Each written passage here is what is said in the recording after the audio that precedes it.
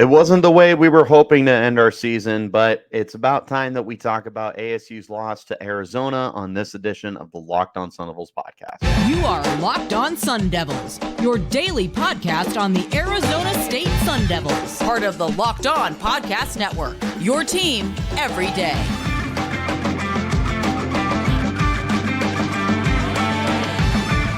Welcome back to the Locked On Sun Devils podcast, part of the Locked On Podcast Network, your team every day.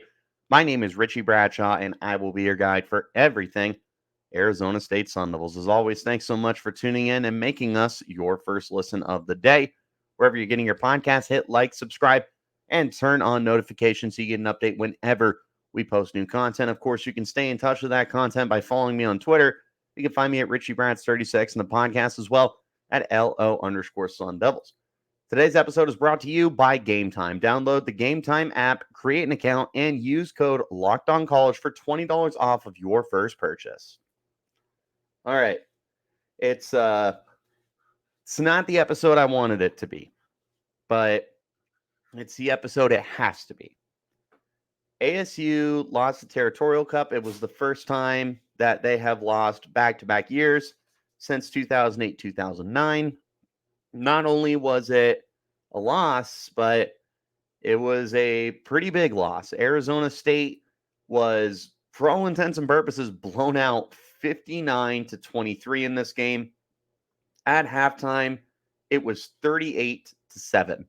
And it felt like ASU was going to get absolutely trounced to the point where a lot of people were saying, oh, this is payback for 70-7.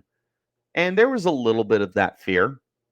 But ultimately, I don't know if U of A let off the gas per se, but I definitely think that they slowed down. And I'm not saying that ASU forced them to slow down. Don't get me wrong. That's not what I'm saying. But I do think that they definitely slowed down at some point in this game. And Arizona State, in turn, started to wake up a little bit. And they got some good things going in the second half of this game. They scored twice. They converted both of their 2-point attempts to get to 23 points, which, for what it's worth, I feel like is quote-unquote respectable here because you just really were not doing anything otherwise. There's good to take away from this game. There's bad to take away. There's takeaways to go through. That's what we're going to do, and we're going to start with the good. Always the best thing to start with the good that happened in the game, especially when it's a loss to your rival. Look, there are good things to take from this game. And I think it starts with your run game. And it felt like Arizona State was doing a lot of really good things when it came to running the football. The box score shows it. They had 224 rushing yards on 42 carries. So well over the 5-yard mark, probably around 5.5 if I can do math off the top of my head. It's right around that ballpark. 2 touchdowns, including an opening drive rushing touchdown by Jalen Conyers.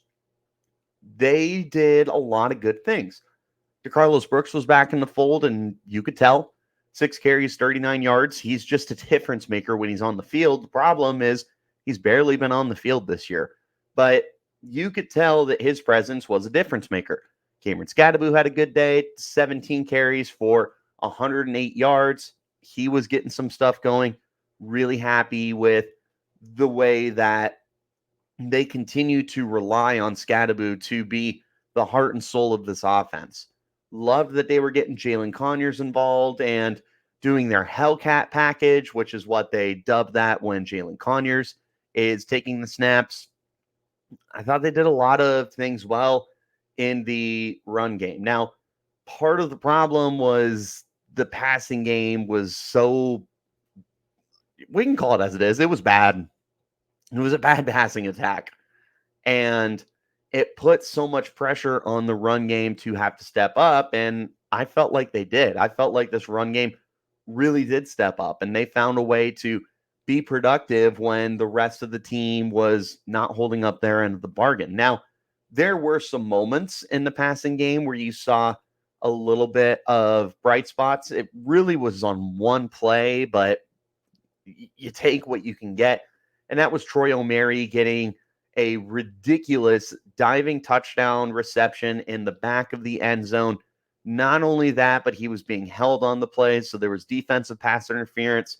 He absolutely lays out for this ball. Being 6'3" definitely helped him, and having the wingspan definitely helped him. But nonetheless, I mean, it was a pretty solid throw from Jaden Rashada towards the back of the end zone. But O'Mary absolutely made the play happen. He's the reason that it was able to work, is he laid himself out there and did what needed to be done in order to keep up in this game. So that was one of the best parts of the game, was that deep shot to Troy O'Mary. I thought they did a really good job there. Other than that, I feel like there's just not too much to really write home about that you felt like was very, very good. Travion Brown had a good day, had an interception that he returned for 32 yards. Very rude of Trey Brown. In the post-game conference, they asked him if he felt like he was going to take it to the house. And he said something along the lines of, I'm 22 years old. I don't have the speed that I used to. My brother, 22, and he's saying he's old, 22? Come on, Trey. I mean, I'm 28, almost 29. That doesn't make me feel better. I'm sure it doesn't make plenty of other people feel better. The football players in their 30s probably don't feel good about that. Some of the older generation, like my parents' generation, that are in their mid to late 50s, I'm sure they don't like that either. Like, come on, Trey. You're just totally making me feel old. So it was funny. He's a really good guy, man. Like, I've really enjoyed watching him this year. Outside of what we saw on the field, I did really like what we've seen all year. They didn't quit. They kept fighting. They played to the whistle. They played the full 60 minutes. They didn't let a big deficit discourage them from playing the football that they wanted to play. Yes, it's beating the same drum that we've been beating all year, but it's still noteworthy that even by the end of the year, these guys were still playing hard. They were still going out there. Like, I know it's old to hear. Trust me, it's old for me to say it as much as I have. And unfortunately, we're not done talking about it for the offseason. But bottom line, it was good to see that the guys are still trying out there. It was definitely, in my opinion, probably the biggest bright spot from an otherwise not good game. I want to talk to you guys about our friends over at Game Time. Game Time, look, when you're getting tickets at the last minute, you know how stressful that can be, and you shouldn't have to worry about it when you're getting tickets for the next big event, whether it's sports, music, comedy, theater, whatever. If you go and use Game Time, they have killer last-minute deals, all-in prices, views from your seat, and the best price guarantee. They take the guesswork out of buying your tickets. Like I said, you can see the seat before you buy, so you know exactly what to expect when you arrive.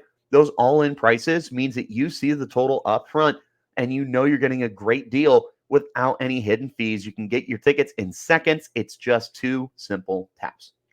Game Time has tickets right up to the start of the event, and even an hour after it starts. It's the best place to find those last-minute seats. There's exclusive flash deals, sponsored deals on tickets for football, basketball, baseball, concerts, comedy, theater, and more. And of course, that Game Time guarantee means you're getting the best price no matter what. So if you find tickets in the same section and row for less, Game Time is going to credit you 110% of the difference. So take the guesswork out of buying tickets with Game Time. Download the Game Time app, create an account, and use code LOCKEDONCollege for $20 off of your first purchase. Terms apply. Again, create an account and redeem code LOCKEDONCollege for $20 off. Download Game Time today. Last minute tickets, lowest prices guaranteed. Wherever you're getting those podcasts, hit like, subscribe, turn on notifications so you get an update whenever we post new content. Locked On has launched the first ever national sports 24/7 streaming channel on YouTube. Locked On Sports Today is here for you 24/7, covering the top sport stories of the day With local experts of Locked On, plus our national shows covering every league, go to Locked On Sports Today on YouTube and subscribe to the first ever national sports 24/7 streaming channel. Let's go ahead and get back into our conversation now. We're going to go ahead and take a look at the bad from this game. And unfortunately, there's quite a bit of it. So let's just nosedive into this. And we'll start with the defense got run over. There was very little to write home about that was positive from the defensive effort in this game, which is so uncharacteristic from what we've seen all year out of Brian Ward's unit. They got carved up. 619 total yards allowed, 527 passing yards. That ended up being the U of A single game record for passing yards from Noah Fifita. 527 passing yards. 266 of it went to I practiced this before to make sure I got it. Tetairoa T McMillan. My apologies. I even practiced and I can't remember. T McMillan, T Mac, whatever you want to call him, absolutely carved up the Sun Devils defense. I mean, he just was consistently finding open spots. Here's the thing, 11 catches, 57 yards. His long was 57. So he still had 10 catches for over 200 yards. He was consistently getting those 20-plus yard receptions.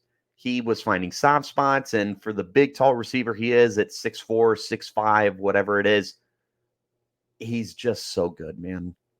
And there was no one that could stack up against him.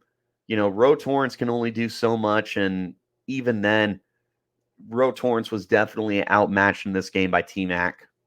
They were doing a lot of good things. The most frustrating part of this game was Jacob Cowing, 9 catches, 157 yards, and a touchdown. Coming into this game, he was like 8 yards per reception.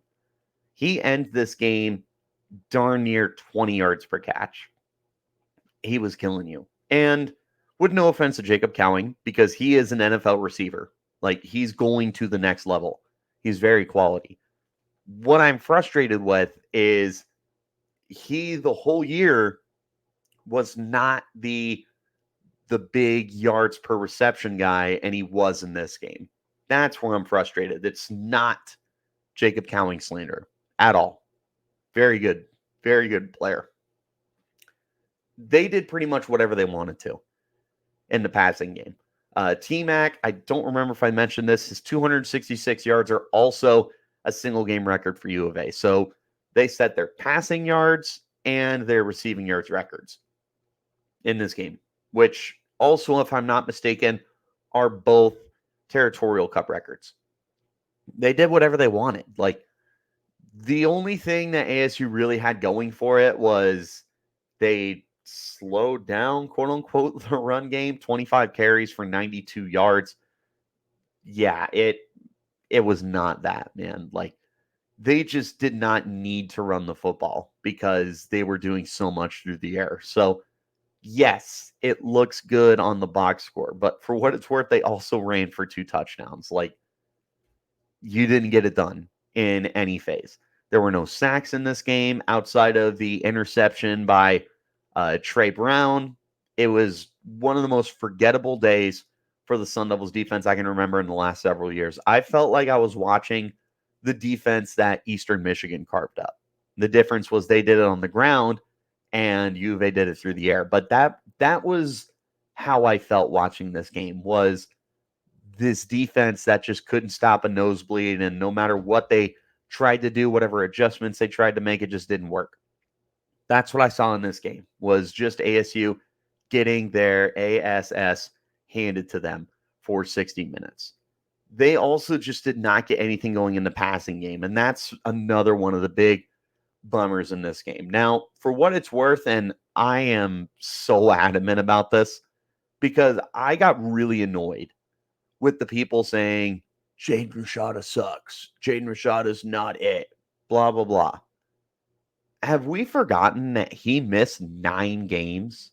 9 consecutive games. He is a true freshman. Prior to this game, he had like 60 passing attempts in 2 games. Were you expecting him to come out and be Patrick Mahomes? Don't get me wrong, I was guilty of being excited, but I certainly was not expecting him to come out and light it up.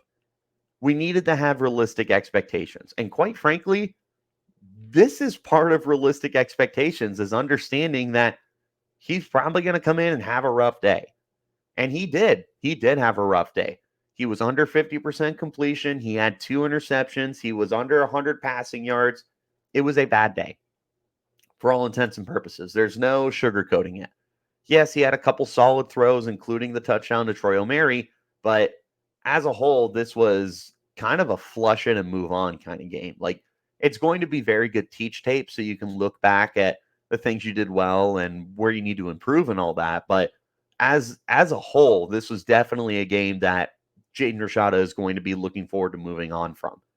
It was not a good day through the air. And a huge part of that is because Elijah Badger was out in this game. Badger had missed the game because of a pre-existing injury that he had against Oregon.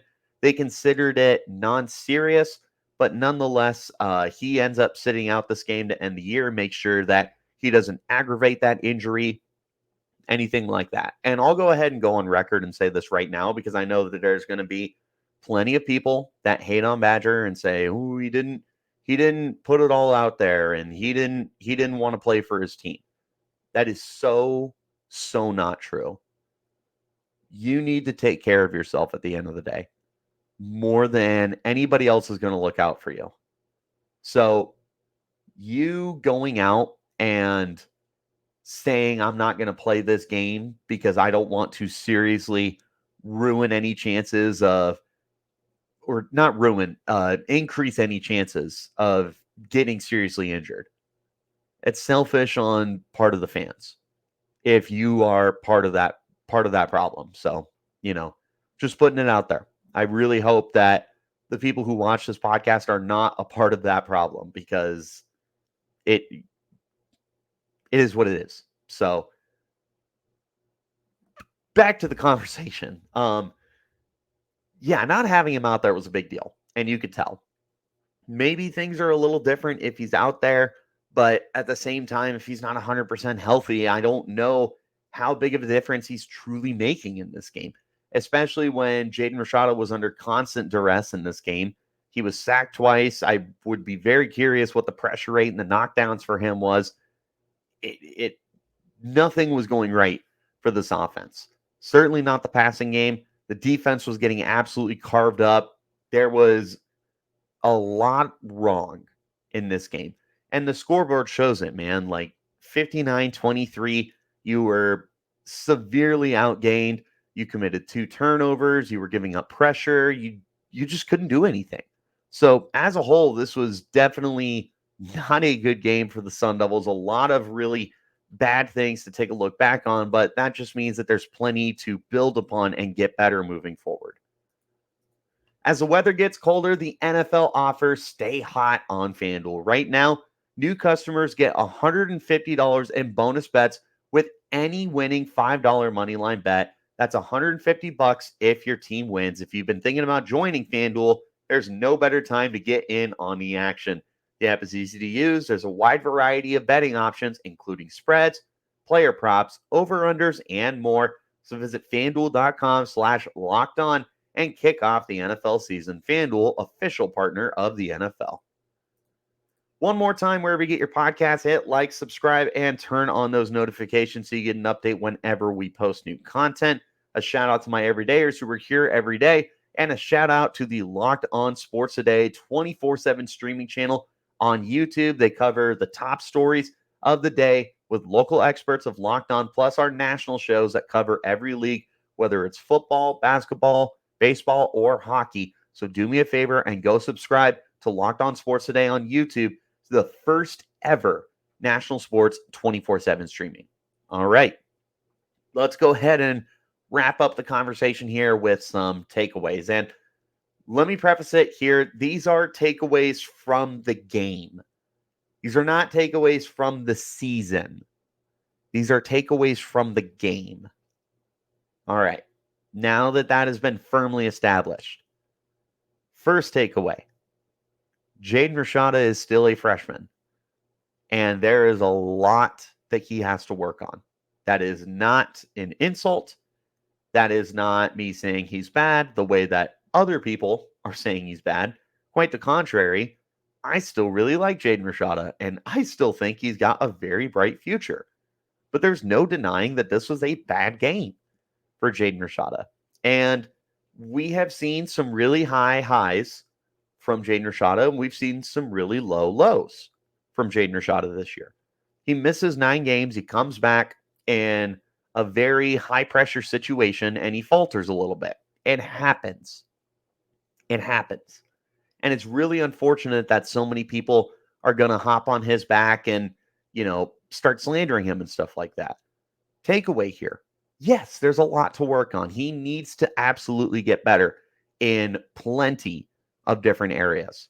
It's one of the big takeaways here is Rashada still has a lot to work on. He's got to improve on the touch passing.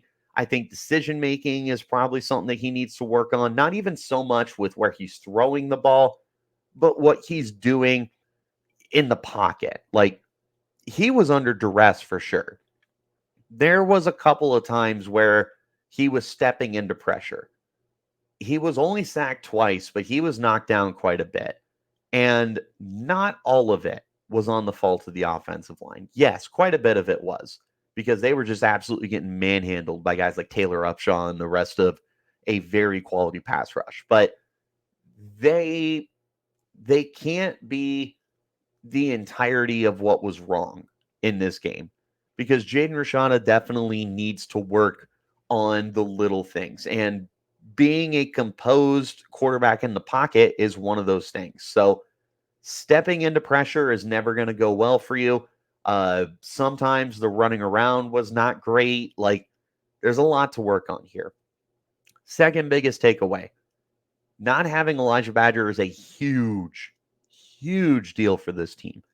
We have seen exactly how important he is now that he missed this game.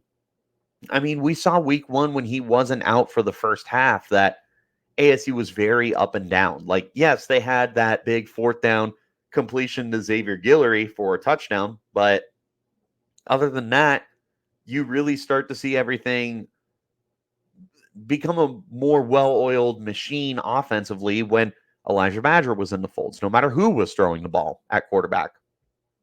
But you don't have him this week, and you don't have him when Jaden Rashada is coming back from injury. It's very clear and very obvious to what was going on. So, not great, but now you understand the importance of Elijah Badger if you didn't understand it already. Third takeaway, defense still has work. It's not a perfect unit. It's a unit that has definitely played above everybody's expectations, myself included. I did not think this was going to be a good defense this year. Yes, I was really, really high on the Brian Ward hire. That was documented. My favorite hire of the offseason. It was one of my favorite moves, period, that the Sun Devils made, was hiring Brian Ward as their defensive coordinator. But I did not think that you were going to see this unit come out, be stingy, and the better of the two halves of this team. But there was clearly a lot of breakdowns that have got to improve. Play calling is part of it, right? It's not just on the players. Brian Ward definitely did not have his best play calling day. But we also need the guys that are out there to be able to execute their jobs more. Jordan Clark said it himself, the whole unit wasn't playing well. Like, yes, the pass rush wasn't getting home, which makes it more difficult to cover. But Jordan Clark said so himself, like, the pass rush isn't going to get home if the coverage isn't there. So it goes both ways. The pass rush wasn't there, the coverage wasn't there, and they got eaten up. Final takeaway. ASU, still competitive, but that only means so much. Because then you have games like this where you get absolutely pulverized. You know, you can like moral victories all you want. I do not like moral victories. And especially in a rivalry game, there are no moral victories here. I can sit here and say, good job for playing a full 60 minutes, 100%. I love the guys giving that effort. But I'm not sitting here and handing out moral victories. And quite frankly, the players don't want moral victories. The coaches don't want moral victories. Nobody wants a moral victory. People want results. So there's a lot of room to improve on. And I love that the guys are given effort. That's the bottom line. I love that they're giving effort. Hopefully you start to see those turn into more returns to where you are turning it into wins, right? But it comes with time. And there's a lot of time for us to discuss everything that's going to be going on with the program from now all the way until next August, all the way until training camp, all the way until spring training and the transfer portal's coming up and signing day. There's a lot that's going to be happening for Sun Devils football. So I encourage you guys to hit that subscribe button, hit the like, hit the follow button wherever you're getting your podcast for Locked On Sun Devils, and turn on notifications so you get an update whenever we post new content. I appreciate you guys, as always, for making us your first listen of the day. And again, a shout out to my everydayers who are here every day. I really appreciate you guys. We're going to have a really fun off season, even coming off of back-to-back 3-win years. We've got basketball going on too. There's plenty to talk about on Locked On Sun Devils. So I hope to see you guys next time. Till then, you keep it locked right here on Locked On Sun Devils.